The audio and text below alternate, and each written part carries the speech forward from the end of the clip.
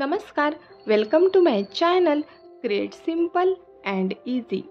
इथे मी तुम्हाला काहीतरी लिहिताना दिसत आहे, तर मी एक लिस्ट तयार करत आहे, कारण आम्ही जाणार आहोत एका फंक्शनला आणि त्याचीच तयारी चालू आहे। तर कुठेही ट्रॅव्हल करताना मी नेहमी एक लिस्ट बनवते, म्हणजे बॅग भरताना इझी होतं। हे मी तुमच्याशी याआधीसुद्धा शेअर केलं आहे।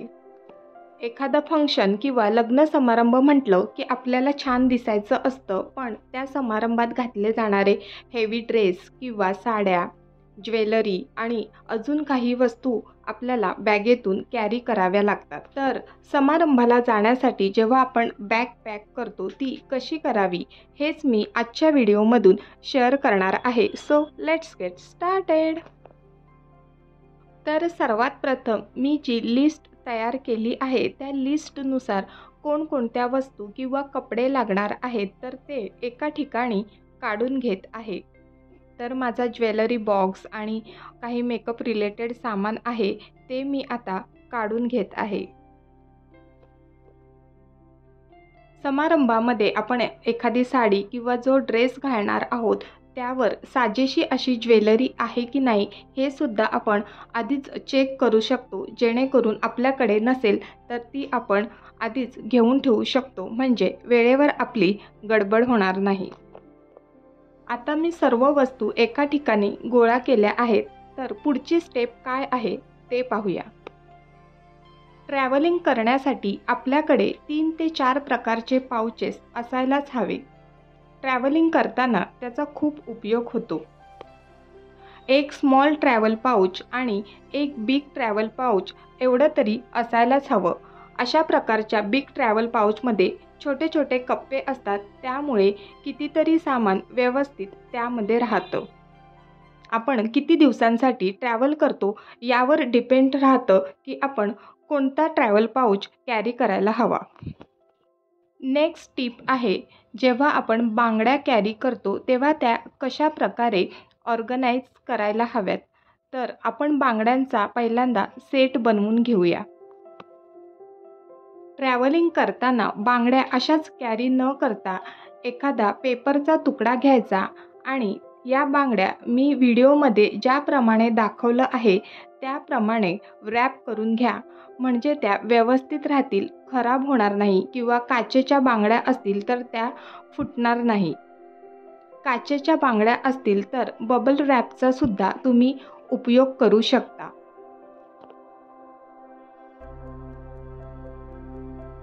तर अशा प्रकारे दोन्हीही सेट मी कागदामध्ये रॅप केलेले आहेत।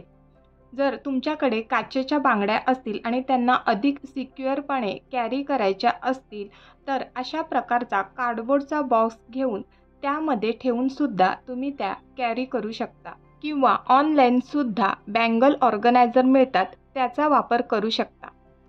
गळ्यातील नेकलेस आणि कानातले ठेवण्यासाठी अशा प्रकारच्या जिपलॉक पाऊचचा उपयोग करू शकता, त्यामुळे नेकलेस आणि कानातले एकाच ठिकाणी व्यवस्थित राहतील। आता पुढची स्टेप आहे या सर्व असेसरीज एका पाउचमध्ये ऑर्गनाइज करणे। तर त्यासाठी 2 पार्ट करायचे आहेत। एका पाउचमध्ये कपड्यांवर घालण्यासाठी ज्या काही असेसरीज लागतात, जसं की नेकलेस, कानातले, बांगड्या, बोज किंवा rubber, buns, clips, hair pin, sari pin etcetera.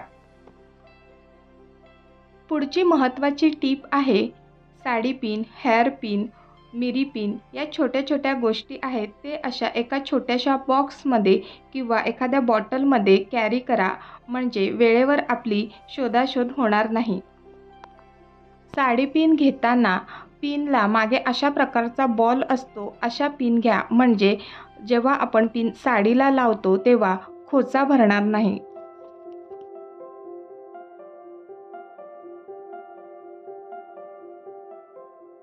अशा प्रकारे पहिला पाउच रेडी झालेला आहे। आता दुसऱ्या पाउचमध्ये सर्व मेकअप रिलेटेड जे काही सामान आहे ते ठेवायचं आहे। अशा प्रकारच्या छोट्या डब्यांचा उपयोग फेसवॉश किंवा मॉइश्चरायझर कॅरी करण्यासाठी आपण करू शकतो, त्यामुळे पाउचमध्ये कितीतरी जागा वाचते। ह्या सर्व असेसरीज ठेवण्यासाठी 2 पाऊच केल्यामुळे तिथे आपल्याला तयार होताना वेळ लागणार नाही आणि आपली तयारी पटकन होईल।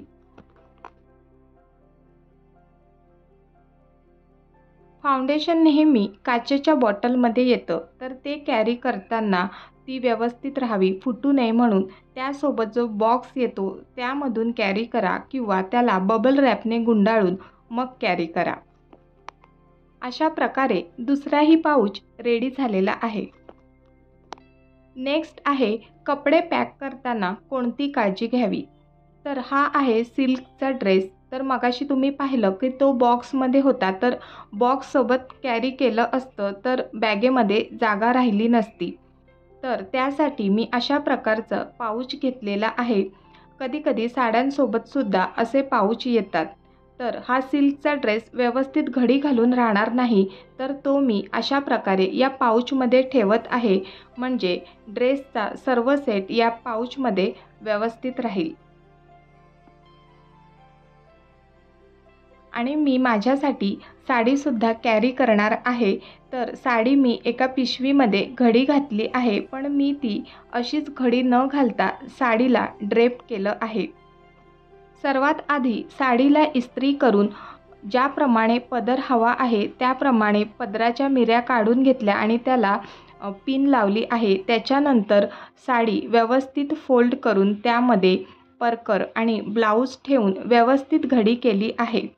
साडी ड्रॅपिंगचे व्हिडिओ तुम्हाला यूट्यूबवर पाहायला मिळतील, तर यूट्यूबवर पाहूनसुद्धा साडी तुम्ही ड्रेप करू शकता।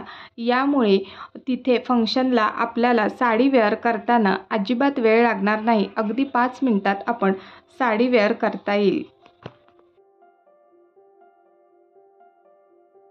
आता लास्ट स्टेप आहे ती म्हणजे बॅग पॅक करणे। तर आपले किती कपडे आहेत आणि बाकीचं सामान किती आहे त्यानुसार ठरू शकतं की किती मोठी बॅग असायला हवी। पण बॅग सिलेक्ट करताना त्याला 2-3 तरी कप्पे असायला हवेत, म्हणजे सर्व सामान आपण व्यवस्थित पॅक करू शकू। तर एका कप्प्यामध्ये मी साडी आणि ड्रेस ठेवत आहे, तसेच दुसऱ्या कप्प्यामध्ये मी 2 पाऊच आहेत ते ठेवणार आहे। आपल्या आवश्यकतेनुसार अजूनही काही वस्तू लागणार आहेत त्यासुद्धा आपण कॅरी करू शकतो। जसं की इथे मी स्लिंग बॅग कॅरी करत आहे, तसेच हँड टॉवेलसुद्धा तुम्ही कॅरी करू शकता किंवा मोजुडी किंवा ज्या काही सँडल लागणार आहेत त्यासुद्धा कॅरी करण्यासाठी एक प्लॅस्टिकची पिशवी घ्यायची आहे, त्यामध्ये ती व्यवस्थित रॅप करायची आहे। सँडल जर लहान मुलांच्या असतील तर बॅगेच्या बाहेर बॉटल ठेवण्यासाठी जो कप्पा असतो त्यामध्ये आपण त्या इझिली कॅरी करू शकतो। अशा प्रकारे फंक्शन अटेंड करण्यासाठी ही बॅग रेडी झालेली आहे। ट्रॅव्हलिंग बॅग कशा पॅक कराव्या यावर वेगवेगळ्या प्रकारचे व्हिडिओ आपल्या चॅनलवर आहेत, तर त्याची लिंक मी डिस्क्रिप्शन बॉक्समध्ये देते, तुम्ही नक्की पहा। अशा प्रकारे बॅग पॅक केल्यामुळे फंक्शनसाठी पटकन रेडी होता आलं आणि फंक्शन आम्ही खूप छान प्रकारे एन्जॉय केला। तर आजचा व्हिडिओ तुम्हाला कसा वाटला मला कमेंट बॉक्समध्ये नक्की सांगा। व्हिडिओ आवडला तर लाईक, शेअर आणि सबस्क्राईब करा। पुन्हा भेटूया पुढच्या व्हिडिओमध्ये, तोपर्यंत बाय बाय।